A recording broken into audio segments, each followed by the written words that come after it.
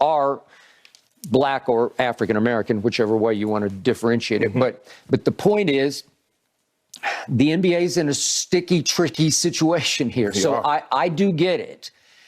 I don't personally like what Kyrie did, and I do think that some form of a fine or something needs to come down just to say, okay, that's too far. That's enough.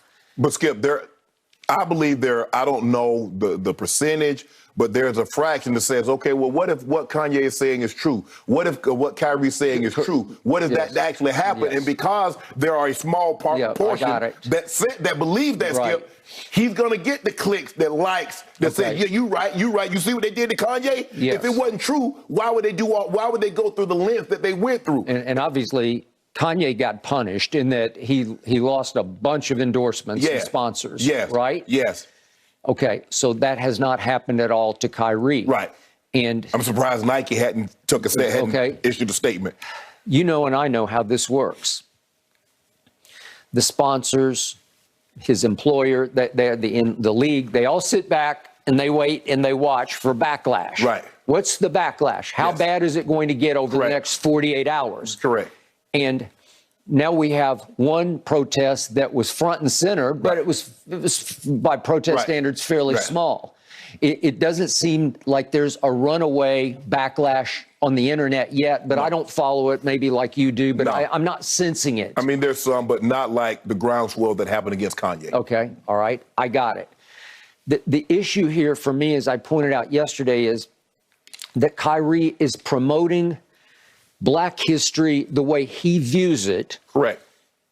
At the expense of Jewish people and Christians and Muslims and others. And Skip, and that's the thing. And see, Skip, this is the problem that you run into. When Kyrie says, well, I'm promoting blacks, that's the same thing that nationalists and white supremacists say. I'm just pro-white, but you can be pro something without trying to suppress someone else. See, what they do is that I'm promoting black. I'm prideful of my white race and its purity. So in other words, I'm trying to stamp out Jewish and black and anything that's not white. Kyrie says, well, I'm going to promote black, but in the process of doing that, I'm going to stand on Jewish people. And if that means that I offend you, oh, well, I'm promoting my people. Okay. But I believe you can promote something without being disrespectful or disregard someone else's religion, faith, or nationality. Okay. So we're all for free speech. Yeah. I'm sure the commissioner of this league is all for free speech. Yeah, but you're not free of consequences. Not free of consequences. And you can't do it at the expense of other races or religions. Exactly, exactly. And yet it's a tacit stance that he took in that it's not a hands-on. He did not speak out against Jewish people the way Kanye did. Right. And so maybe that's how he slips by. Well, how about this? Just read this book and then you can form your own opinion. Or see this movie and then you form your own opinion. Let's get this is. I think now you have to give LeBron even more credit because look at what he was dealing with and was able to win a championship.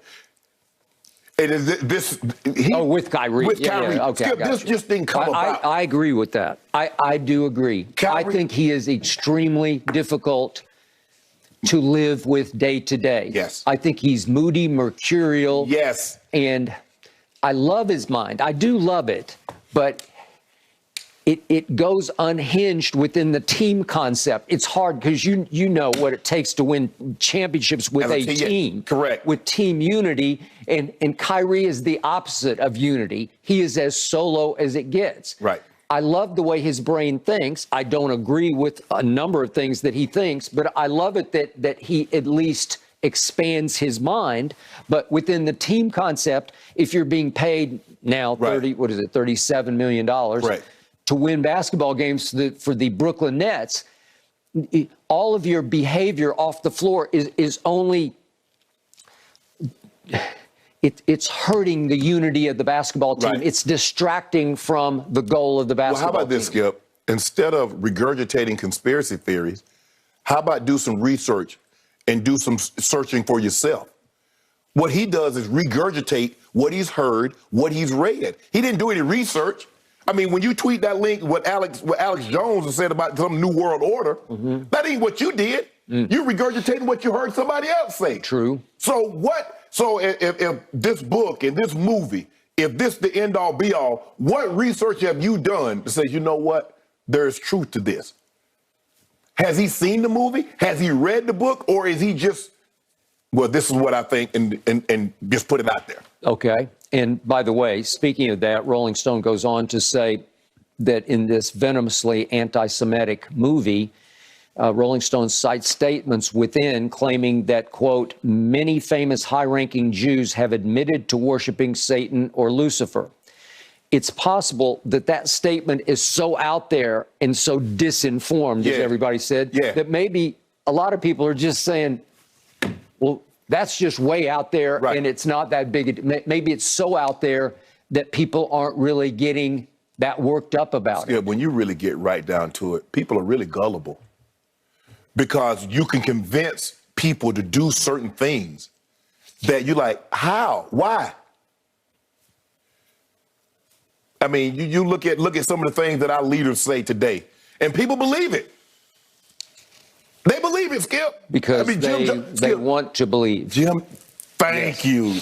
Jim Jones got 900 people, almost 1,000 people. He and you're like, convinced what? them all. Yep. You mean to tell me if I drink this poison, it's going to kill me? But that's the right, that's the right thing to do.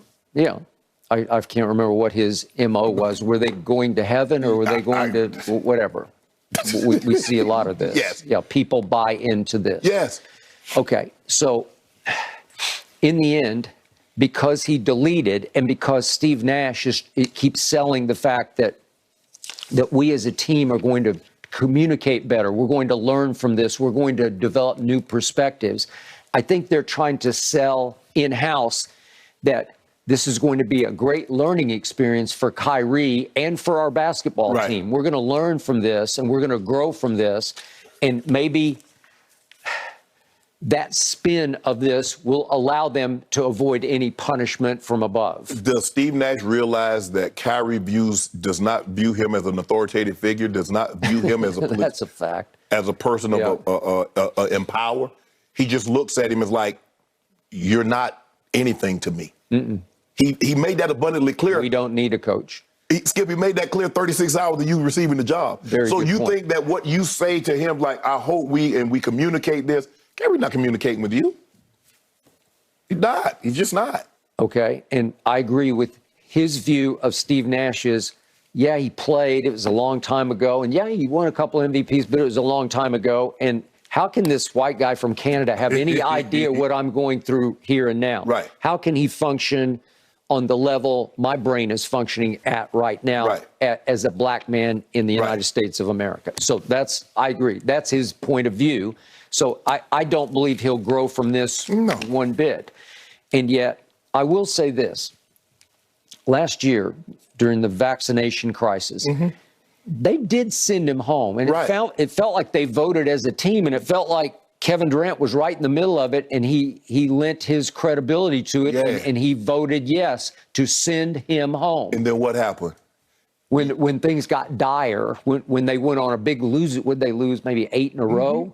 They said, want to come back and help save us? That's when you got to stand pat. That's when you have to become more devout to send the message because now he knows, well, y'all need me. I have something that you want. And Skip, that's normally how it works. When you have a talent and people want that talent, you're more apt to skate on some things. You're right. They sent him home. But it's like, man, this joker too talented for us to leave him at home. That is correct. Come on back, KYRIE. And then he's like, see, y'all need me. And he knew that. Yep. And the amazing thing about this controversy, as are all the KYRIE controversies, they seem to fuel him on the basketball court, right? Yeah, he's playing unbelievable. He's playing at a high level. He made the shot of shots. It was to hold off Indiana last night, but the dagger was delivered by KYRIE. He's always been clutch. He's always made big shots in big moments. He did in Game 7 of the finals that they came back from 3-1 down to win. Skip, I get it. the NBA, they're like, man, this is not a good look. But I really don't know what they can do. Short of no team signing him and sending him home, and we never to hear from Kyrie in the NBA. But I don't know if they can fine him for a game. I don't know if they can suspend him. I mean, maybe you could. But what did he say?